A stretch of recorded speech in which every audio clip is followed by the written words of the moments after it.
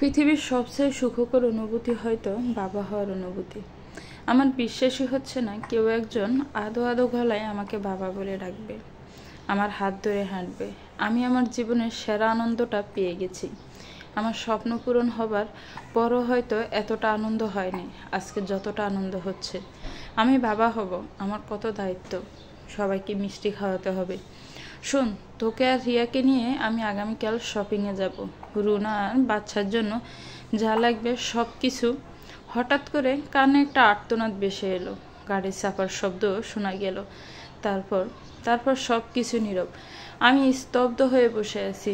Phone কেটে গেছে, তবুও রুদ্র হ্যালো হ্যালো করছে। রুদ্র অস্থির হয়ে বলে ওঠে, ইলান এবার চিৎকার কেন করলো?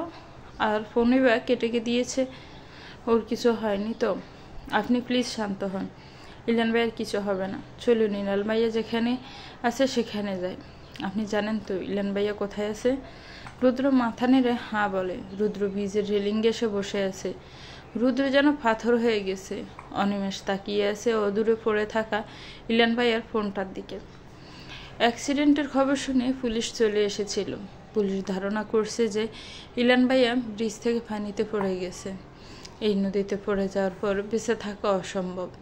আমি রুদ্রর পাশ ঘেঁষে বসে আছি। চোখ দিয়ে টপ টপ করে জল গড়িয়ে পড়ছে। আমার বিশ্বাসই হচ্ছে না ইলান ভাইয়া আর নেই। কিছুক্ষণ আগেও কতটা হাসি খুশি ছিল। মুহূর্তের মাঝে সেই ব্যক্তিটা পৃথিবী ছেড়ে চলে গেছে। আমিই মানতে পারছি না সেখানে রুনা আপু কীভাবে মেনে নেবে। আজকে জানতে পেরেছে রুনা আপু মা হতে চলেছে। আজকে স্বামীর মৃত্যুর খবর কিভাবে নেবে? হঠাৎই রুদ্রর ফোনটা বেজে ওঠে। ফোনের স্ক্রিনের নামটা দেখে কান্নাগুলো দলা পাখিয়ে আসছে। হাউ মাউ করে কাঁদতে ইচ্ছে করছে। রুনা আপু ইলান ভাইয়ার মৃত্যুর শখ নিতে পারবে? কান্না আটকে ফোনটা রিসিভ করি। আমি হ্যালো বলতে ওপাশ থেকে হাসি খুশি একটা কণ্ঠ ভেসে আসে। রিয়া কেমন আছো?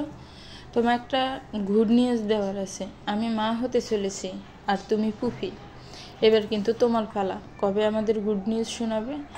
মুখ দিয়ে কোনো কথা বের হচ্ছে না, চোখ দিয়ে অনবরত জল গড়িয়ে পড়ছে। রুনা আপু নিজের সন্তান আসার খবর শুনে কতটা খুশি।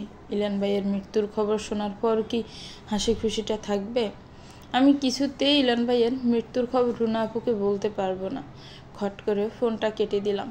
নিস্তব্ধ পরিবেশে বেসে আছে কিছু মানুষের কান্নার শব্দ। ইলান ভাইয়ের মৃত্যুর খবরটা কারো বিশ্বাসই হচ্ছে না। সবার চোখেই জল। ইলান ভাইয়ের জন্য সবাই কাঁদতে বাধ্য, কারণ তিনি এমনই একজন মানুষ। মুহূর্তের মাঝে সবাইকে আপন করে নিতে পারে, সবাইকে হাসি খুশিতে মাতিয়ে রাখতে পারে। উনি একাই যথেষ্ট। রুদ্র পাথরের মতো সিঁড়িতে বসে আছেন। কাঁদতে কাঁদতে হয়তো চোখের জল শুকিয়ে গেছে। সারা রাস্তায় এক ফোঁটাও কাঁদেননি। এই বাসায় আসার পরই ইলান ভাইয়ের আম্মুকে জড়িয়ে ধরে বাচ্চাদের মতো হাউমাউ করে কেঁদে দিয়েছিলেন। এমন একটা কঠোর ব্যক্তিত্ব সম্পন্ন মানুষকে এভাবে কাঁদতে পারে আমার বিশ্বাসই হচ্ছিল না। প্রিয়জন হারানোর হয়তো পাথরের মতো মনকেও গলিয়ে দেয়। রুনা আপু খবরটা শোনার পরপরই জ্ঞান হারিয়েছে। এখনও জ্ঞান ফিরেনি। ইলান ভাইয়ার আম্মুও অসুস্থ হয়ে পড়েছে। ওনার এক কথা, নিজের ছেলেটাকে শেষ দেখা দেখতে পারলাম না। ইলান ভাইয়ার বাবা কয়েক বছর আগে মারা গেছেন। ইলান ভাইয়ার পরিবার বলতে রুনা আপু আর ওনার মা। হঠাৎই রুদ্র সিঁড়ি থেকে উঠে দাঁড়ায়, হেঁটে সোজা বাইরে চলে গেলেন। আমিও ওনার পিছু পিছু গেলাম। এই মুহূর্তে ওনাকে একা ছাড়া একদমই ঠিক না। উনি সোজা গাড়ি নিয়ে চলে গেলেন। আমি পিছন থেকে কত ডাকলাম, কিন্তু উনি শুনলেনই না। মৃত্যু একটা চিরন্তন সত্য।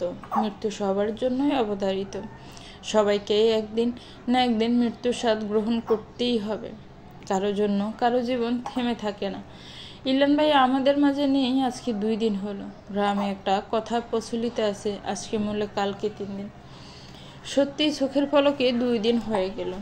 ওই দিন রুদ্র ওইভাবে বাসা থেকে বের হয়ে যাওয়ার পর রুদ্র আর বাসায় ফিরেনি।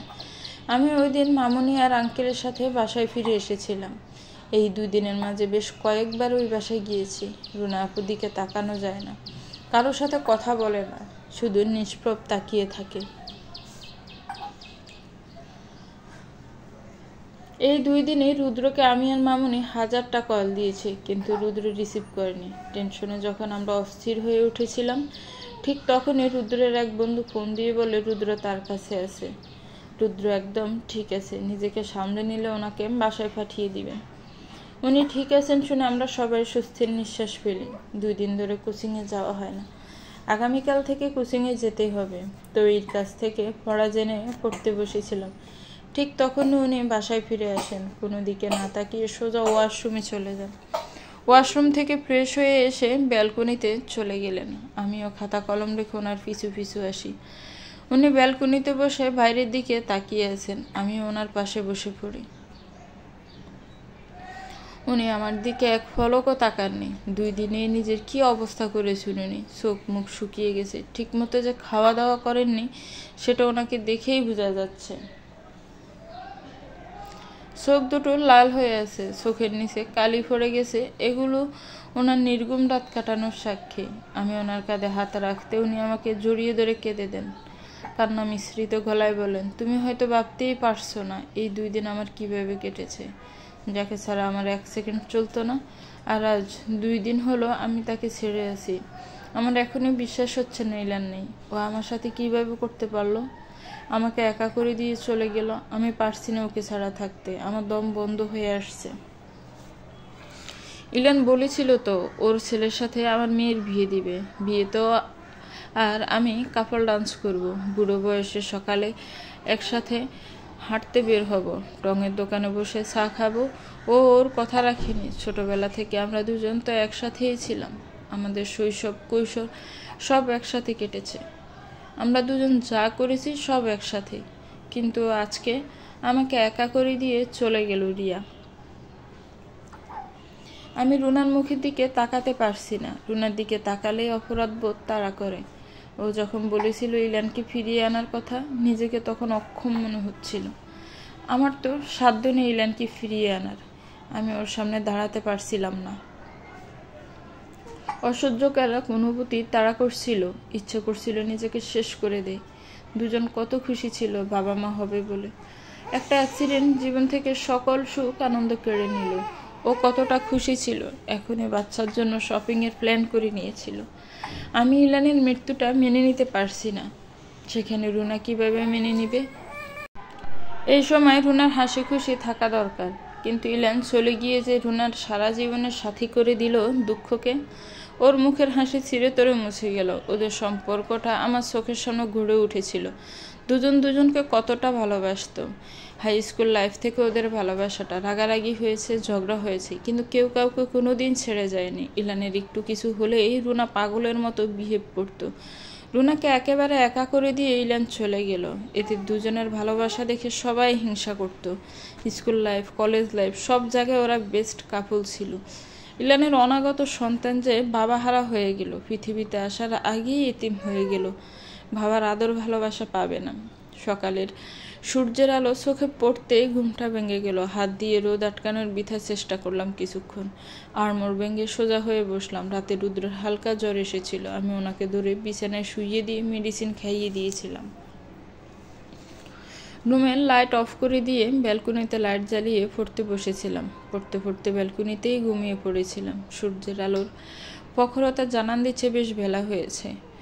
আমি জটফট চেয়ার ছেড়ে উঠে পড়লাম। রুমে আসতে নজর পড়ে বিছানার দিকে। বিছানার উপরে হাত পা ছড়িয়ে শুয়ে আছে রুদ্র। আমি ওয়াশরুমে চলে গেলাম ফ্রেশ হওয়ার জন্য। ফ্রেশ হয়ে রেডি হয়ে নিলাম। উনি এখনও ঘুমাচ্ছেন। আমি আর ওনাকে ডাক দিলাম না। খাওয়ার জন্য নিচে চলে এলাম। ব্রেকফাস্ট শেষ করে চেয়ার ছেড়ে উঠে দাঁড়াতে কারো বুকের সাথে গিয়ে মাথা ঠেকে। মুখ তুলে দেখি রুদ্র। উনি একেবারে ফ্রেশ হয়ে ড্রেস চেঞ্জ করেই নিচে আসছেন। স্বাভাবিকভাবেই আমাকে উদ্দেশ্য করে বলে, চলো। চলো মানে? কোথায় যাব? কোচিংয়ে যাবা না? আমি না হয় কোচিংয়ে যাব, আপনি কোথায় যাবেন? তুমি একা যেতে চাইছো নাকি? এটা কল্পনাও করো না। আমি তোমাকে একা কিছুতেই ছাড়বো না।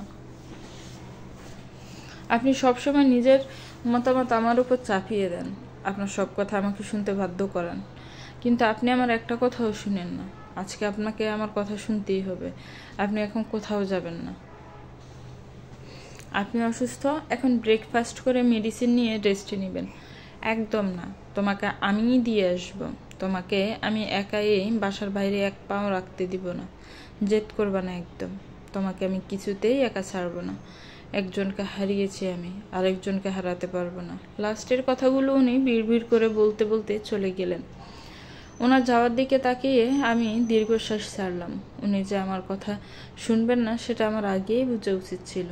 ওনাকে ওনার ডিসিশন থেকে সরানো আর ঘোড়ার ডিম দেখা এক বিষয়। আমার বুঝে হয়ে গেছে উনি আমাকে একা ছাড়বেন না। অগত্যা ওনার পিছু পিছু আসলাম। কোচিংয়ের সামনে উনি গাড়ি দাঁড় করিয়ে আমার হাত চেপে ধরে বলেন, আমি তোমার কথা শুনবো। এখান থেকে গিয়ে ব্রেকফাস্ট করে মেডিসিন নিয়ে রেস্ট নেব। তুমি প্লিজ একা একা কোথাও যেও না। কোচিং শেষে তুমি একদম বাইরে বের হবে না। আমি এসে তোমাকে নিয়ে যাব। তুমি আমার কথা শুনবা না? আমি মাথা নেড়ে সম্মতি জানাই যে আমি ওনার কথা শুনবো। আমি গাড়ি থেকে নেমে পড়লাম। আমি যতক্ষণ না কোচিংয়ে ঢুকলাম ততক্ষণ উনি দাঁড়িয়েছিলেন। কোচিং শেষ উনি আমাকে নিয়ে ইলান ভাইয়াদের বাসায় এসেছেন। 2 দিন ধরে রুনা আপু কারোর সাথে একটা কথাও বলেনি, টু শব্দও করেননি। সারাদিন মূর্তির মতো বসে থাকেন। আমি ওনার সামনে বসে বক বক করে যাচ্ছি, কিন্তু উনি ইলান ভাইয়ার ছবির দিকে তাকিয়ে আছেন। রুদ্র ইলান ভাইয়ার আম্মুকে বলেন, আন্টি আমি তোমাদের এখানে একা থাকতে দিব না। আজকে তোমাদের দুজনকে আমাদের বাসায় নিয়ে যাব। আন্টি মলিন গলায় বলে, এটা হয় না রুদ্র, আমি তোর সাথে যেতে পারবো না। কেন হয় না আন্টি? তুমি না বলো আমি তোমার আরেক ছেলে? তাহলে আমার সাথে যেতে তোমার কি অসুবিধা?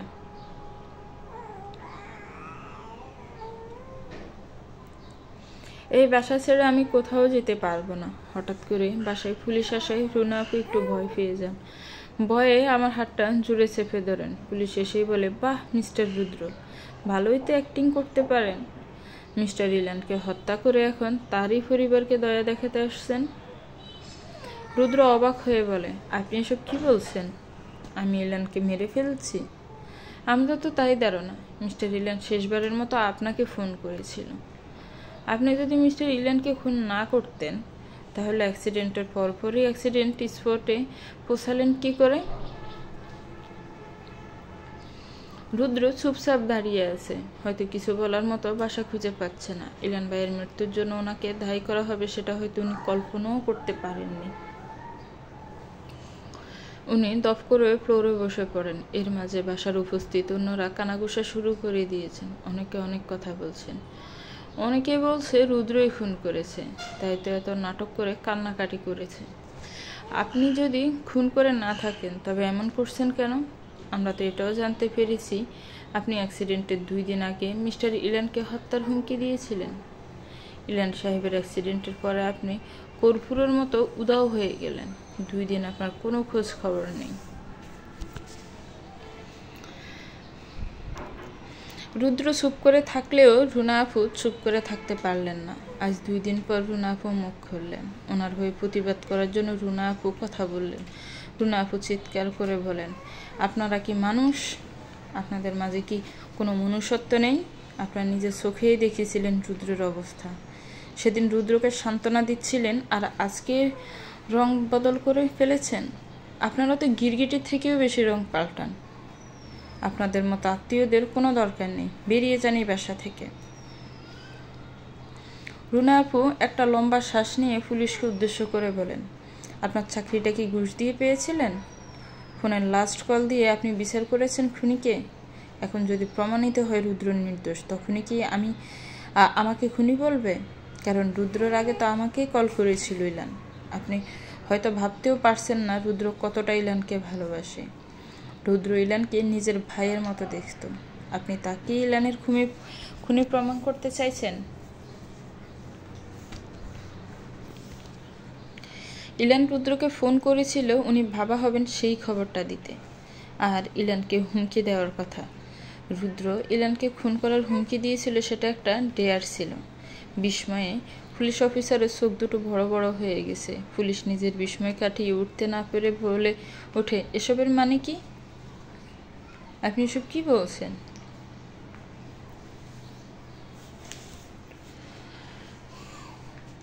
অনেকদিন পর আমরা কলেজের সব ফ্রেন্ডরা একসাথে হই। একসাথে হওয়ার উদ্দেশ্য ছিল একটু আনন্দ আর হই হুল্লোড় করা। একজন ট্রুথ আর ডেয়ার গেম খেলার কথা বলে। খেলা শুরু হলে রুদ্রের টান আসলে রুদ্র ডেয়ার নেয়। রুদ্রকে ডেয়ার দেওয়া হয় ইলানকে খুন করার হুমকি। এমনভাবে দেয় যেন মনে হয় এটা কোনো অভিনয় নয়, সত্যি সত্যিই ঘটনা ঘটছে। আমরা জানতাম রুদ্র এটা করবে না, বরং এবং পারবেও না। বাস্তবে তো অনেক কিছুর দূরের কথা, অভিনয়ে রুদ্র এই কাজটা করতে পারবে না। রুদ্র নাকচ করে দেয় এটা পারবে না। আমাদের অনেক জোরাজুরিতে রুদ্র রাজি হয়।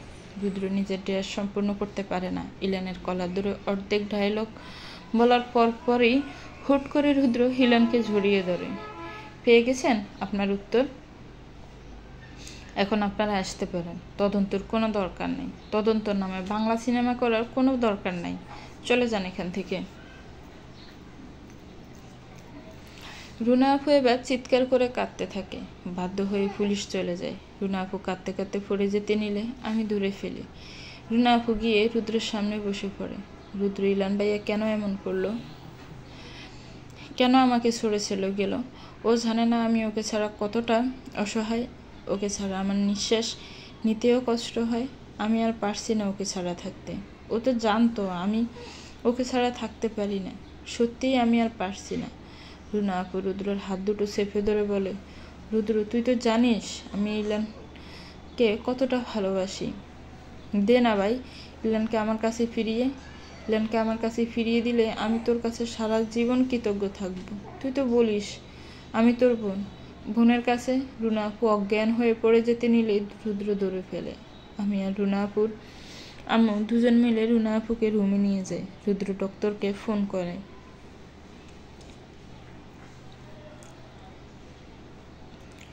কেটে গেছে 1 সপ্তাহ। রুনা আপু এখন মোটামুটি স্বাভাবিক, কিন্তু অস্বাভাবিক হয়ে গেছে রুদ্র। সারাদিন বাসায় থাকে না, রাত করে বাসায় ফিরে। মাঝে মাঝে ফিরেও না। বাসায় ফিরলেও রুম থেকে বের হয় না। প্রয়োজনের বাইরে কারোর সাথে ঠিক করে কথাও বলে না। উনি এখন আমাকে আর কোচিংয়ে দিয়ে আসেন না, কিন্তু একাও ছাড়েন না। আমার জন্য দুটো গার্ডস নিযুক্ত করেছেন। ওনারা সবসময় আমার পিছনে আটার মতো লেগে থাকে। গার্ডস সাথে থাকা সত্ত্বেও উনি আমাকে কোচিংয়ের বাইরে কোথাও যেতে দেন না। বাসা থেকে কোচিংয়ে যাবা, কোচিং থেকে সোজা বাসায় আসবা। বিরক্ত হয়ে গেছি আমি। উনি আমাকে খাঁচায় বন্দি, পাখির মতো বন্দি করে রেখেছেন। এরকম জীবনযাপনও তো আমি অভ্যস্ত নই। আমি বাঁধন ছাড়া পাখির মতো উঠতে চাই, খোলা আকাশে ডানা চাপটাতে চাই। বন্দিত্ব আমার কাম্য নয়। আমি চাই স্বাধীনতা, নিজের ইচ্ছে মতো লাইফ লিড করা, যেটা ওনার সাথে থেকে সম্ভব নয়। খাঁচায় বন্দি পাখি যেমন খাঁচা ভেঙে ফালায়, তেমন আমারও এখন এখান থেকে অনেক দূরে চলে যেতে ইচ্ছে করে। ওনার দায়িত্বের বেড়াজালে বন্দি হয়ে থাকতে চাই না। নোট নিয়ে নড়াছড়া করছিলাম। নোটটা মুখস্থ করা শেষ। এখন রিভিশন দেওয়ার পালা। প্রথম পেজটা শেষ করে যখন দ্বিতীয় পেজ পড়তে যাব, ঠিক তখনই আমার নোটটা কেড়ে নিলেন। বিরক্তিতে দাঁত কিরমির করে ওনার দিকে তাকালাম। ওনার দিকে তাকিয়ে গম্ভীর গলায় বললাম, সমস্যা কি আপনার? নোট নিয়ে এমন টানাটানি কেন করছেন? দেখতে পাচ্ছেন না আমি পড়ছি? অন্ধ হয়ে গেছেন? উনি আমাকে ধমক দিয়ে বলেন, প্রশ্নটা আমার করা উচিত। কি সমস্যা তোমার? তোমার মনে হয় না তুমি একটু বেশি বাড়াবাড়ি করছো? কিছু বলি না দেখে দিনকে দিন সাহস বেড়ে যাচ্ছে। আমি এবার বিছানা থেকে নেমে ওনার সামনে দাঁড়িয়ে রেগে গিয়ে বললাম, কি করেছি আমি? উনি আমার সাহস কোথায় দেখলেন? উনি এবার বেশ জোরে ধমক দিয়ে বলেন, কি করো না তুমি? তোমার সাহস হয় কি করে বাসায় একা ফেরার? তোমাকে আমি বলেছিলাম না তুমি একা একা কোচিংয়ের বাইরে এক পাও রাখবে না। গার্ডসরা তোমাকে কোচিংয়ের ভিতর থেকে নিয়ে আসবে, আর সেখানে তুমি একা একা বাসায় চলে আসছো। শুধু যে বাসায় এসেছ তা না, রাস্তায় রাস্তায় টোটো করে ঘুরে বেরিয়েছ। মাথায় বুদ্ধি বেশি হয়ে গেছে। কার যে চোখে ধুলো দিয়ে পালিয়ে এসে এসব করো? তোমাকে এত সাহস কে দিল? Answer me. উনি কথাগুলো বলতে বলতে আমার দিকে 2 পা এগিয়ে আসলেন। আমি বরাবরের মতো 2 কদম পিছিয়ে গেলাম না, নিজের জায়গায় অনড় হয়ে দাঁড়িয়ে রইলাম। আচমকা নিজের রাগটা কন্ট্রোল করতে না পেরে ওনার কলার চেপে ধরলাম। চিৎকার করে বললাম, আপনার কি আমাকে মানুষ মনে হয় না? আমাকে কি আপনার হাতের পুতুল মনে হয়? যেভাবে ইচ্ছে সেভাবে নাচাবেন? আমি পুতুল বা যন্ত্র নই। আমি একজন মানুষ। একটা মানুষ এভাবে বাঁচতে পারে না। আমি বিরক্ত হয়ে গেছি নিজের জীবনের উপর, আপনার উপর। আপনি কি বুঝতে পারছেন না? আপনি আমার ব্যক্তি স্বাধীনতা ছিনিয়ে নিছেন, ক্রমে করে আমার জীবনটা দুর্বিষহ করে তুলছেন। আমাকে আপনার খাঁচার বন্দি পাখি বানিয়ে দিয়েছেন। আমি আপনার বন্দিনী হয়ে থাকতে চাই না। আমি খোলা আকাশে মুক্ত পাখির ন্যায় উঠতে চাই, নিজের জীবনটাকে উপভোগ করতে চাই। এই রুমে, এই বাসায় থাকতে থাকতে আমার দম বন্ধ হয়ে আসছে, নিঃশ্বাস নিতে কষ্ট হয়। মনে হয় এই বাসায় আমার জন্য বিষাক্ত গ্যাস ছেড়ে দেওয়া হয়েছে। নিঃশ্বাস নিলেই আমি মারা যাব। আমি হাঁপিয়ে গেছি। প্লিজ আমাকে মুক্তি দিন। আমি মুক্তি চাই। আমি ওনার বাহু খামচে ধরেন। উনি আমার আঙ্গুলগুলো যেন আমার শরীরের ভিতর ঢুকে যাচ্ছে। উনি দাঁতের দাঁত চেপে বলে, মুক্তি? মুক্তি চাই তোমার, তাই না? আমার কাছ থেকে মুক্তি চাও, যেটা কোনোদিনও পাবে না। আমার কাছ থেকে তোমার কোনো মুক্তি নেই। জোর করেই তোমাকে আমার সাথে রেখে দিব। আমার বন্দি খাঁচার ফাঁকি হয়ে থাকবে তুমি। আজকে থেকে তোমার টোটালি বাসা থেকে বের হওয়া বন্ধ, কোচিংয়ে যাওয়াও বন্ধ। কোচিংয়ের সমস্ত নোট আমি তোমাকে এনে দিব। কথাগুলো বলেই উনি চলে গেলেন। আমি স্তব্ধ হয়েও ওনার যাওয়ার দিকে তাকিয়ে আছি। উনি এসব কি বলে গেলেন? সে যাই হোক, আমি তো বন্দি হয়ে থাকবো না।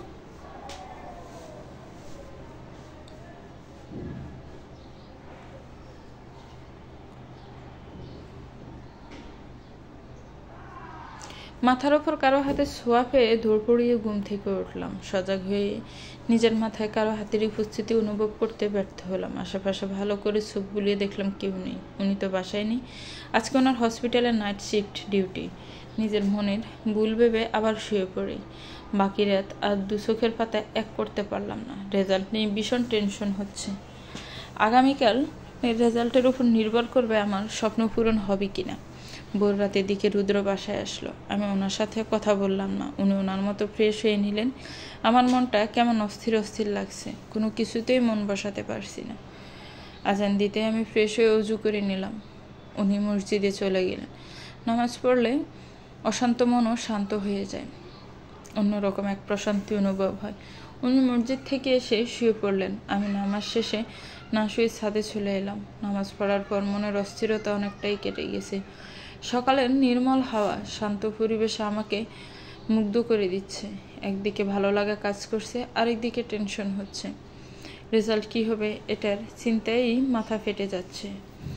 যদি A+ না আসে তাহলে আমার স্বপ্ন আর পূরণ হবে না। ছাদে একটা দোলনা আছে। অবশ্যই এই বাসার ছাদটা আমিই সাজিয়েছিলাম আমার মনের মতো করে। এই ছাদের প্রত্যেকটা গাছ আমার হাতে লাগান। ফুলের পাশাপাশি ফলের গাছও রয়েছে। ফুল গাছের সংখ্যাই বেশি। ছাদের রেলিংয়ের উপর বসে পড়লাম। ফোনে টুংটাং শব্দ করে মেসেজ আসছে। মেসেজ দেখতে একদমই ইচ্ছে করছে না। আর আমি জানি তুই মেসেজ দিচ্ছে। এই মেসেজটা প্রত্যেকটা রেজাল্টের সময়ই এমন করে। ফোন দিয়ে মেসেজ করে আমাকে পাগল বানিয়ে দেয়। যতক্ষণ না রেজাল্ট দিবে ততক্ষণ পর্যন্ত এমনি করবে। 9টার দিকে ছাদ থেকে নিচে নেমে আসলাম। ড্রয়িং রুমে ছাদের হাট বসেছে। আব্বু, আম্মু, ভাইয়া, রিদি আপু, নিয়াম ভাইয়া, নিধি আসছে। কিন্তু সবাইকে দেখে আমি মোটেও অবাক হলাম না। আমি জানতাম সবাই আসবে। যদি না আসতো তাহলে ভীষণ অবাক হতাম। কারণ এই মানুষগুলো আমার জীবনের এমন কোনো বিশেষ মুহূর্ত নেই তারা আমার পাশে ছিল না। ভাইয়া বেশ আয়েশ ভঙ্গিতে সোফায় বসে মিষ্টি খাচ্ছে। আমাকে দেখে ভাইয়া বলে উঠল, ওই তো রিয়া চলে এসেছে, আর কাউকে যেতে হবে না। রিউ, এত টেনশন করিস না, আয় এদিকে আয়, মিষ্টি খা। আমি জানি তুই ফিল করবি। আমি ভাইয়ার দিকে চোখ ফাঁকিয়ে তাকাই। তারপর আম্মুর দিকে তাকিয়ে ইনোসেন্ট মুখ করে বলি, আম্মু দেখো ভাইয়া কী সব বলছে। আম্মু ভাইয়ার বাহুতে থাপ্পড় দিয়ে বলে, তুই আর ভালো হবি না। দেখছিস মেয়েটা টেনশন করছে, আর তার মাঝে তুই মেয়েটার পিছনে লাগছিস। আরেকবার কিছু বললে তোর খবর আছে। এত টেনশন করার কি আছে? ও জানে না ও কেমন পরীক্ষা দিয়েছে? পরীক্ষা খারাপ দিয়েছে বলেই এত টেনশন করছে। আমার পরীক্ষার রেজাল্টের সময় আমি কত সিলমুড়া করতাম। দিদি আপু মাঝখান থেকে বলে ওঠে, কেমন যে সিলমুড়ো ঘুরে বেড়াতি আমার জানা আছে। পরীক্ষার রেজাল্টের আগের দিন থেকে রুমের দরজা বন্ধ করে বসে থাকতি। যতক্ষণ পর্যন্ত রেজাল্ট না দিত ততক্ষণ দরজা বন্ধ করে বসে থাকতি। খালামানি যদি বলতো শাওন তুই A+ পেয়েছিস, তাইলেই তুই দরজা খুলতি, যে ইচ্ছে পরীক্ষার সময় কি কাণ্ডটাই না ঘটিয়েছিলে। এখনও মনে পড়লে আমার হাসি পায়। রেজাল্টের 2 দিন আগে থেকে খাওয়া দাওয়া বন্ধ করে দিয়ে রুমে দরজা বন্ধ করে বসেছিলি। রেজাল্টের দিন সোজা গিয়ে পুকুরে নেমে পড়লি। তখন কি ভয়াবহ ঠান্ডা ছিল, কেউ বলেও তোকে আটকাতে পারেনি। জানিস রিয়া কেন পানিতে নেমেছিল? টেনশনে নাকি তার মাথা গরম হয়ে যাচ্ছে। মাথা ঠান্ডা করার জন্য আর টেনশন কমানোর জন্য সে পুকুরে নেমে গেছে। রেজাল্ট শুনেই অজ্ঞান হয়ে গিয়েছিল। ঠিকমতো খাওয়া দাওয়া না করা, শীতের মাঝে পানিতে ভিজার কারণে অজ্ঞান হয়ে গিয়েছিল। রেজাল্ট নিয়ে আনন্দ করা রেখে সবাই শাওনকে নিয়ে হসপিটালে ছুটে। ঈদে-আপুর কথা শেষ হতেই সবাই এক পতন হেসে নেয়। ভাইয়া মুখ কাচুমাচু করে বসে আছে। এতক্ষণ পরে নিয়াম ভাইয়া মুখ খুললেন। রুদ্র কোথায়? আমরা এত দূর থেকে চলে এলাম, রুদ্রর কোনো খবরই নেই। তার বইয়ের রেজাল্ট দিবে তারই পাত্তা নেই। হৃদয়পু নিয়াম ভাইয়াকে রাগ দেখিয়ে বলে, আমার ভাই তোমাদের মতো চাকরি করে না, তোমাদের মতো সারাদিন শুয়ে বসে টাকা পায় না, ওকে পরিশ্রম করতে হয়। তুমি আমাকে অপমান করছো? তুমি আমাকে টোটো কোম্পানির ম্যানেজার বলছো? আমিও কম পরিশ্রম করি না, ওকে? পরিশ্রম করোই তো, শুধু শুধু বসে বসে অর্ডার করো, এটা করো ওটা করো। রেজাল্ট দিবে 11:30 নাগাদ। জানি রেজাল্ট হাতে পেতে 12টাই বেজে যাবে। উনি ঠিক 11:30টায় নিচে নামলেন। 12টা বাজতে উনি আর ভাইয়া রেজাল্ট দেখতে বসে পড়লেন। টেনশনে আমার হাত পা ঠান্ডা হয়ে আসছে। আমি একাধারে পায়চারি করছি। অল্প কিছুক্ষণ পরে ভাইয়া মুখ কালো করে আমার দিকে তাকায়। ভাইয়ার মুখ দেখে আমার বুকের ভিতর দক করে ওঠে। আম্মু ভাইয়াকে জিজ্ঞেস করে, রেজাল্ট কি হয়েছে? রিয়া ফেল করেছে। কথাটা শুনে আমি 2 পা পিছিয়ে গেলাম। আমার চোখ জলে টইটুম্বুর হয়ে গেছে। আমি দৌড়ে রুমে চলে এলাম। পিছন থেকে ভাইয়া অনেক ডেকেছিল, কিন্তু আমি শুনিনি। মাথায় অসহ্য যন্ত্রণা হচ্ছে। রাস্তা বের হলে সবাই বলবে রিয়া ফেল করেছে। এটা আমি কিছুতেই মেনে নিতে পারবো না। আমি নিজের স্বপ্ন, আব্বুর স্বপ্ন, কারোর স্বপ্নই পূরণ করতে পারলাম না। আমি রুমে এসে দরজা বন্ধ করতে নিলে রুদ্র এসে বাধা দেয়। রুদ্র আমাকে ঠেলে ভিতরে ঢুকে পড়ে।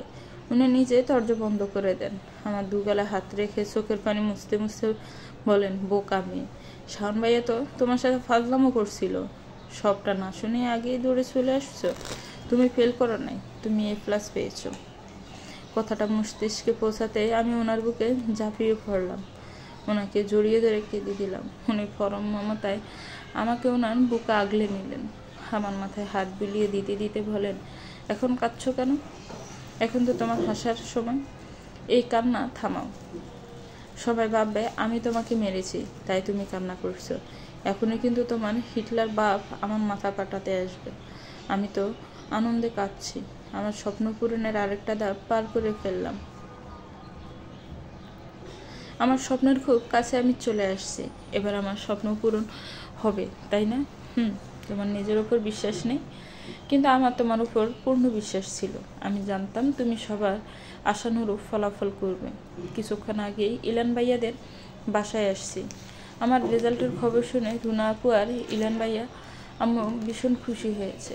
আন্টি তো আমাকে নিজের গলায় চেন খুলে পরিয়ে দিয়েছেন। রুনা আপু আমার হাতে একটা বড় গিফট বক্স ধরিয়ে দিয়েছে। এটা নাকি ইলান ভাইয়া আমার জন্য কিনেছিল আমার রেজাল্টের দিন দিবে বলে। রুনা আপু কাঁদছে। আমার চোখ থেকে 2 ফোঁটা অশ্রু গড়িয়ে পড়লো। হুট করে কলিং বেল ভেজে উঠল। সবাইকে বলে আমি দরজা খুলতে গেলাম। দরজা খুলে দরজার সামনে ইলান ভাইয়াকে দেখে থমকে গেলাম। আমার বিশ্বাসই হচ্ছে না ইলান ভাইয়া আমার সামনে দাঁড়িয়ে আছে। আমি স্তব্ধ নয়নে তাকিয়ে আছি ইলান ভাইয়ার দিকে। মনে হচ্ছে আমি স্বপ্ন দেখছি। ইলান ভাইয়া অনেকটা বিধ্বস্ত অবস্থায় দাঁড়িয়ে আছে। মাথায় ব্যান্ডেজ, হাতে ব্যান্ডেজ, গালের পাশে 3টা শিলি। আমাকে দরজার সামনে এভাবে দাঁড়িয়ে থাকতে দেখে রুদ্র আমার দিকে এগিয়ে আসতে আসতে বলেন, তুমি এভাবে দরজার সামনে দাঁড়িয়ে রয়েছো কেন? কে এসেছে? রুদ্র দরজার সামনে ইলান ভাইয়াকে দাঁড়িয়ে থাকতে দেখে স্থির হয়ে গেল। স্তব্ধ নয়নে অনিমেষ তাকিয়ে আছে ইলান ভাইয়ার দিকে। রুদ্র ইলান ভাইয়ার দিকে এক হাত বাড়িয়ে দিল। ওনার হাতটা অসম্ভব রকম কাছে। ইলান ভাইয়াকে ছুতে গিয়েও ছুতে পারছে না। ওনার হাতটা থরথর করে কাঁপছে। ইলান ভাইয়া খপ করে রুদ্র হাতটা ধরে ফেললেন। আমি ইলান, তোর সামনেই দাঁড়িয়ে আছি, আমাকে ভিতরে আসতে দিবি না? ইলান ভাইয়ার গলা শুনে ইতিমধ্যে রুনা আপু আর আন্টি ছুটে এসেছে। দুজনেই আঁখি অশ্রুতে টলমল করছে। শুরু দুর্বল থাকায় ইলান ভাইয়া পড়ে যেতে নেয়। পড়ে যাওয়ার আগে রুদ্র ইলান ভাইয়াকে খপ করে ধরে ফেলে। ইলান ভাইয়া সবার দিকে তাকিয়ে অমায়িক হাসে। ইলান ভাইয়ের মুখে সবসময় হাসি লেগেই থাকে, আজকেও তার ব্যতিক্রম হলো না। ঠিক করে দাঁড়াতে পারছে না, কিন্তু ওনার মুখে মুচকি হাসি লেগে আছে। চোখ দুটো চলচল করছে। হয়তো এতদিন পর নিজের পরিবারের মানুষগুলোকে দেখে কেমন রিয়াকশন দিবে বুঝতে পারছে না। রুদ্র আর রুনা আপু ইলান ভাইয়াকে ধরে ধরে ভিতরে নিয়ে যায়। আমিও দরজা লাগিয়ে ওনাদের পিছন পিছন আসি। ইলান ভাইয়াকে নিয়ে সোজা রুমে যান। ইলান ভাইয়াকে শোয়া করে বিছানায় বসাতে রুনা আপু আর আন্টি ঝাঁপিয়ে পড়েন ইলান ভাইয়ার বুকে। হু হু করে দুজন কেঁদে দেয়। ইলান ভাইয়া দুজনের মাথায় হাত বুলিয়ে দিয়ে কান্না থামানোর চেষ্টা করছে। এত সহজে কি কান্না থামে? এতদিনের জমে থাকা সুখের অশ্রু আজকে উপচে পড়ছে। রুনা আপু কান্না জড়িত কণ্ঠে বলে, এতদিন তুমি কোথায় ছিলে? এই কয়েকটা দিন আমার আর মার কীভাবে কেটেছে তুমি জানো? তোমার হাতে পায়ে এত আঘাত কেন? কি হয়েছিল তোমার? তোমরা কান্না বন্ধ করো প্লিজ। আমি তো ফিরে এসে দেখো আমি একদম ঠিক আছি। হাত পায়ে একটু ছুট লেগেছে শুধু। ইলান ভাইয়া অনেক কিছুই বলে দুজনকে শান্ত করে। রুনা আপু বাচ্চাদের মতোই বিহেভ করছে। কতদিন পর নিজের ভালোবাসার মানুষকে কাছে পেল। ইলান ভাইয়া রুদ্রকে উদ্দেশ্য করে বলে, আমি আসাতে কি তুই খুশি হসনি? আমার থেকে এত দূরে কেন দাঁড়িয়ে আছিস? রুদ্রকে ইলান ভাইয়াকে জড়িয়ে ধরে, তুই নিজেও জানিস না তোকে ছাড়া আমার এতগুলো দিন কিভাবে কেটেছে। প্রতি মুহূর্তে তোর স্মৃতি আমাকে তাড়া করেছে। যেদিন থেকে তোর সাথে আমার পরিচয়, তারপর থেকে একটা দিনও আমি তোকে ছাড়া আমি থাকিনি। তোর মৃত্যুর খবর শুনে আমাদের কি অবস্থা হয়েছিল ভাবতে পারছিস? মানে আমার মৃত্যুর মানে? আমি তো কিছুই বুঝতে পারছি না। রুদ্র ইলান ভাইকে সব কিছু খুলে বলে। ওই দিন তোর সাথে যখন আমি ফোনে কথা বলছিলাম, ঠিক তখনই একটা গাড়ি আমাকে পিছন থেকে ধাক্কা দেয়। আমার হাত থেকে ফোনটা ছিটকে পড়ে যায় আর আমি মুখ থুবড়ে নিচে পড়ে যাই। চোখ জোড়া বন্ধ হওয়ার আগে দেখতে পাই কয়েক জোড়া পা আমার দিকে এগিয়ে আসছে। তারপর যখন চোখ খুলি, নিজেকে হসপিটালে আবিষ্কার করি। কতদিন পর জ্ঞান ফিরেছিল সেটা বলতে পারবো না, কিন্তু বেশিক্ষণ চোখ খুলে রাখতে পারিনি। জাস্ট এক পলক হসপিটালটা দেখতে পাই। পরের বার যখন চোখ মেলে তাকাই, তখন নিজেকে গুদামঘরের মতো একটা জায়গায় আবিষ্কার করি। আমাকে একটা চেয়ারের সাথে বেঁধে রাখা হয়েছিল। চারপাশে ছিল ভাঙা জিনিসপত্র। বাইরে থেকে আসা আগন্তুকদের কণ্ঠ শুনে বুঝতে পেরেছিলাম তারা বেশ কয়েকজন মিলে আমাকে পাহারা দিচ্ছে, আর আমাকে হসপিটাল থেকে কিডন্যাপ করে নিয়ে আসা হয়েছে। দিনে 1 থেকে 2 বার খাবার দিত। খাবারের দিতে আসলে অল্প কিছুক্ষণের জন্য হাত পা খুলে দিত। আজকে সুযোগ বুঝে সেখান থেকে পালিয়ে আসি। তুই জানিস তোকে কে ওখানে আটকে রেখেছিল বা তাকে দেখেছিলি? না। কে আমাকে হসপিটালে নিয়ে গিয়েছিল বা কার কথায় আমাকে কিডন্যাপ করা হয়েছিল কিছুই আমি জানি না। আমি একটু আসছি, তুই এখানেই থেকো। তুমি এখানেই থেকো, এখান থেকে কোথাও যাবে না। আমি এসে তোমাকে নিয়ে যাব। একদম পাকনামি করে একা যাওয়ার চেষ্টা করবে না। আমি ডক্টরকে ফোন করে দিব, ডক্টর এসে ইলানকে দেখে যাবে। উনি আমাকে উদ্দেশ্য করে কথাগুলো বলে চলে গেলেন। ইলান ভাইয়া নড়ে চড়ে বসে বলে, আজকে কয় তারিখ? আমি ঠিক আন্দাজ করতে পারছি না আজকে কয় তারিখ। আমি কয়দিন অজ্ঞান ছিলাম সেটাও জানি না। আমি ফট করে বলে উঠি 13 তারিখ। তার মানে আজকে তোমার রেজাল্ট দিয়েছে। কনগ্রেস। আমার রেজাল্ট না শুনেই আপনি আমাকে কনগ্রেস করছেন? আমি জানি তুমি ভালো রেজাল্ট করেছো। তুমি কখনো খারাপ রেজাল্ট করতেই পারো না। রুনা রিয়াকে আমার আনা গিফটটা দিয়েছো? রুনা আপু মাথা নেড়ে সম্মতি জানাই। আমি আর আন্টি ইলান ভাইয়া রুনা আপুকে স্পেস দিয়ে চলে যাই। রুদ্র ডক্টরকে ফোন করে দিয়েছে, আর কিছুক্ষণের মাঝেই ডক্টর চলে আসবে। রুদ্র আমাকে মেসেজ করে দিয়েছে, বাতাসে বহিছে প্রেম, নয়ন লাগিল নেশা, কারাজে ডাকিল ফিসে, বসন্তে এসে গেছে। পাশের বাসা থেকে ডিনডিনের সাউন্ডে গান ভেসে আসছে। পাশের বাসায় কখনো উচ্চস্বরে গান বাজায় না। আজকে 14ই ফেব্রুয়ারি।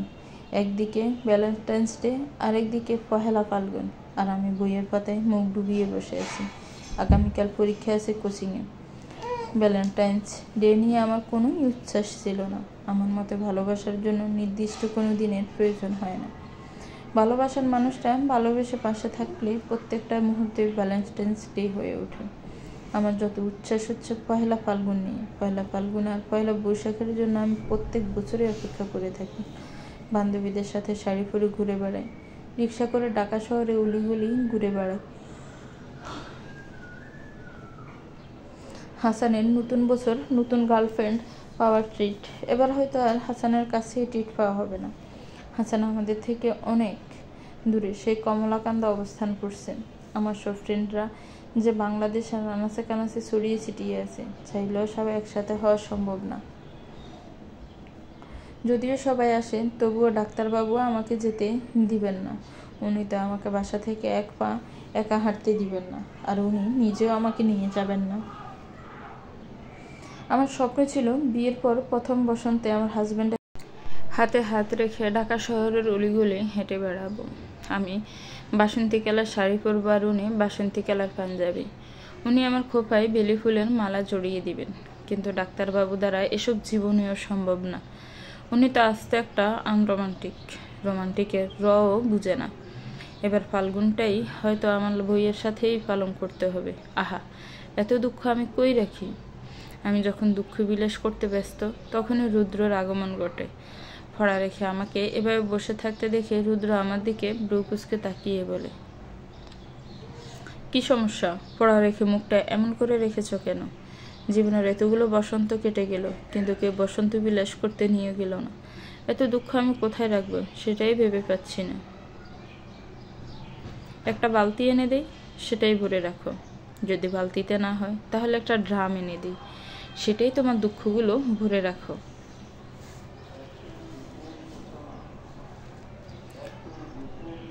মজা নিচ্ছেন? একদম ফাজলামো করবেন না। আজকে একটা জামাই নেই বলে এমন একটা ভালোবাসাময় দিনেও বয়ে নিয়ে বসে আছি। আহা, কি দুঃখ। উনি আমার দিকে ব্রু কুঁচকে তাকিয়ে বললেন, তোমার জামাই নেই? তাহলে আমি কে? আপনি তো আমার খালাতো ভাই। উনি এক ব্রু উঁচু করে বলেন, আমি তোমার খালাতো ভাই? হ্যাঁ, খালাতো ভাই নন তো কি? খালাতো ভাই বলেই তো এমন একটা দিনেও বই নিয়ে বসিয়ে রেখেছেন। জামাই হলো তো আমাকে সাজিয়ে গুছিয়ে নিয়ে ঘুরে বেড়াতেন, নিজের হাতে ফুচকা খাইয়ে দিতেন। বসন্তের এই দিনে পড়ন্ত বিকেলা হাতে হাত রেখে হাঁটতেন। একটু আর কথা সম্পূর্ণ করার আগে আমাকে ধমক দিয়ে ভুলে ওঠেন, চুপচাপ পড়তে বসো। এইসব চিন্তা মাথা থেকে জেরে ফেলে দিয়ে পড়াশোনায় মনোযোগ দাও। মেডিকেলে চান্স না পেলে তোমার খবর আছে। আমি ছেড়ে ছেড়ে বিছানায় বসতে বসতে ওনাকে উদ্দেশ্য করে বললাম, আজকে এসব থ্রেড দিয়ে কোনো কাজ হবে না। আজকে আমি কিছুতেই পড়তে বসবো না। আজকে আমার মনে বসন্তের হাওয়া বইছে, প্রেম ফিলিংস আসছে। আজকে বসন্তে হাওয়ায় হাওয়ায় প্রেম বইছে। এমন একটা দিন আমি কিছুতেই বই নিয়ে বসে থাকবো না। কি করবে তুমি? এই তো এখন শাড়ি পরে সেজুগুজে রেডি হব। জয়ীকে একটা ফোন দিয়ে বলবো শাড়ি পরে পার্কে চলে আসতে। সেই লেভেলে একটা হ্যান্ডসাম ছেলে দেখে পটিয়ে নেব। ছেলেটাকে নিয়ে আমাকে আর কিছু বলার সুযোগ না দিয়েই উনি আমার মুখে চেপে ধরেন। আমার চোখে চেক রেখে বলেন, হুস, কোনো কথা নয়। আমাকে ছাড়া অন্য ছেলেকে নিয়ে ঘোরা তো অনেক দূর। অন্য ছেলের সাথে ঘোরার কথা কল্পনাতেও আনবা না। তোমার জীবন রুদ্রময়, তাকে ছাড়া অন্য কিছু ভাবনাতে আনারও দুঃসাহস দেখিও না। এভাবে মুখ চেপে ধরায় দম বন্ধ হয়ে আসছে। মুখের উপর থেকে ওনার হাতটা সরিয়ে দিলাম। বুকে হাত দিয়ে বার কয়েকবার নিঃশ্বাস নিয়ে ওনাকে বললাম, এভাবে কেউ মুখ চেপে ধরে? এখনই তো দম বন্ধ হয়ে মারা যেতাম। আমি অন্য ছেলেদের সাথে ঘুরলে আপনার সমস্যা কি? এক মিনিট আপনি কি কোনোভাবে আমাকে নিয়ে জেলাস? কেন জেলাস? কোনো জেলাস তোমার মতো একটা পুচকি মেয়েকে নিয়ে আমি জেলাস হব? এটা তোমার কল্পনাতেই সম্ভব, বাস্তবে না। তাড়াতাড়ি রেডি হয়ে নাও, তোমাকে বসন্ত বিলাস করিয়ে নিয়ে আসি। দেরি করলে কিন্তু তোমাকে রেখেই চলে যাব। এই কথাগুলো বলে উনি দুবদাব পা ফেলে চলে গেলেন। উনি যেতে আমি খুশিতে লাফিয়ে উঠলাম। খুশি মনে রেডি হতে শুরু করলাম। নিরামিষ মানুষ সাথে থাকলে আনন্দ করা সম্ভব নাকি? উনি আমাকে নিয়ে ঘুরতে এসেছেন ঠিকই, কিন্তু ওনার সম্পূর্ণ নজর ফোনের দিকে। আমার বিরক্ত লাগছে। বর্তমানে আমরা পার্কে অবস্থান করছি। উনি আমার হাত ধরে ফোন স্ক্রল করতে করতে এগিয়ে যাচ্ছেন। মাথায় হঠাৎ দুষ্টু বুদ্ধি আসলো। আমি ওদিক ওদিক তাকাতে লাগলাম। আমাদের পাশ থেকে বেশ কয়েক হাত দূরে একটা ছেলে গাছের সাথে হেলান দিয়ে সিগারেট টানছে। ছেলেটাকে দেখেই আমি চট করে নিচে ফেললাম, কারণ ছেলেটা আমাদের কলেজেই পড়ে, আমার 1 বছরের জুনিয়র। আমি রুদ্রকে বললাম, ইস দেখুন ছেলেটা কত কিউট, কি হ্যান্ডসাম। রুদ্র আমার কথা শুনে আমার দিকে ভ্রু কুঁচকে তাকায়। তারপর আমার দৃষ্টি অনুসরণ করে সামনে ছেলেটার দিকে তাকাতেই ওনার চল শক্ত হয়ে গেল। আমি ওনার দিকে এক ঝলক তাকিয়ে আবার ছেলেটার দিকে তাকালাম। ছেলেটাকে দেখেই আমি প্রাস খেয়ে ফেলছি। কি দেখুন, কি সুন্দর করে সিগারেট টানছে। এই দিলে লাগছে। উনি আমার দিকে রাগি চোখে তাকিয়ে আমার হাত ধরে টানতে টানতে শুরু করলেন। আরে কি হলো, এভাবে আমাকে নিয়ে টানাটানি করছেন কেন? বাসায় যাব এখনই। এখনই বাসায় যাব কেন? আমরা তো মাত্রই আসলাম, কিছুই তো ঘোরা হলো না। অনেক ঘোরাঘুরি করছো, আর ঘুরতে হবে না। আর ঘুরতে না দেন, অ্যাটলিস্ট ছেলেটার সাথে পরিচিত হতে দিন। আচ্ছা, পরিচিত হতে না দিন, ফোন নাম্বারটা তো নিতে দিবেন না কি? আমার কথা শুনে আমার দিকে অগ্নি দৃষ্টি নিক্ষেপ করলেন। ওনার দৃষ্টি দেখে আমি চুপ করে গেলাম, কিন্তু মনে মনে ভীষণ মজা পাচ্ছি। ওনাকে জ্বালাতে ভীষণ ভালো লাগে। 3 ঘন্টা হয়েছে বাসায় এসেছি। বাসায় এসে উনি আমার সাথে একটা কথাও বলেননি। যা কাজ করছিলেন সব সদ্য করে করছিলেন। ওনার রাগের বহিঃপ্রকাশ ঘটাচ্ছিলেন জিনিসপত্র ছুঁড়ে ছুঁড়ে রেখে। মুখে কিছু না বললেও ওনার কর্মকাণ্ডে মনে মনে হাসছিলাম। আমি বিছানায় আতশোয়া হয়ে বই পড়ছি, আর উনি টেবিলে বসে খুব মনোযোগ দিয়ে কিসব ফাইলপত্র দেখছেন। সামনে বই থাকলে কি হবে, আমার মনোযোগ তো বইয়ের থেকে বেশি ওনার দিকে। ওনাকে ভীষণ খোঁচাতে ইচ্ছে করছে। ওনাকে আবার না রাগিয়ে দিলে আমার শান্তি লাগে না। আমি গুনগুনিয়ে গান গাইতে শুরু করলাম। উনি বিরক্ত হয়ে বললেন, সমস্যা কি তোমার? পড়া রেখে গান কেন গাইছো? আর আজকে এমন ভাদ্রামো কেন করছো? কি করব বলুন, মনে প্রেমের হাওয়া লেগেছে। চোখ বন্ধ করলে ওই ছেলেটার মুখ ভেসে উঠছে। বইয়ের দিকে তাকালে ওই ছেলেটার মুখ দেখতে পাচ্ছি। বারবার মনে পড়েছে ছেলেটার সিগারেটের টানার দৃশ্যটা। কি সফটলি সিগারেট টানছিল। ঠোঁট দুটো ওনার হাতের ফাইলটা উনি ঠাস করে রাখলেন। আমি চমকে উঠলাম। বেশ বুঝতে পারছি উনি ভীষণ রেগে গেছেন। A+ পেয়েছো বলো মহাভারত অশুদ্ধ করে ফেলুনি? গুরুত্বপূর্ণ পরীক্ষা এখনো বাকি। লাফালাফি ছেড়ে দিয়ে পড়াশোনায় মনোযোগ দাও। মেডিকেলের চান্স না পেলে আমি তোমার ছেলেদের উপর ক্রাশ খাওয়ার শখ আমি মিটিয়ে দেব। উনি রাগে গজগজ করতে করতে চলে গেলেন। আমি ওনার যাওয়ার দিকে তাকিয়ে আলতো করে হাসলাম। এই লোকটাও আমার জন্য জেলাস হচ্ছে। আমার মুখে অন্য কারো কথা শুনে রেগে যাচ্ছেন।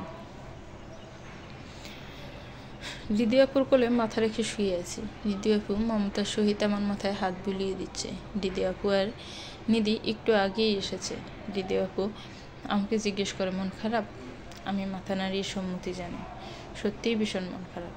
কেন জানি না, আমার মন খারাপের কোনো কারণ লাগে না। আমার যখন তখন মন খারাপ হয়। রুদ্রকে এতটা স্বাভাবিক দেখে আমার ভীষণ ভালো লাগছে। রুদ্র যখন তোকে বিয়ে করবে না বলে দেয়, তখন আম্মু রুদ্রকে জোর করলেও আমি রুদ্রকে জোর করে নিই। আমি জানি রুদ্রের মতের বিরুদ্ধে কোনো কাজ করলে এর ফল কতটা ভয়ানক হতে পারে। হঠাৎ রুদ্র রাজি হয়ে যায়। রুদ্র তোকে বিয়ে করবে, যেটা আমাকে ভীষণ অবাক করে দেয়।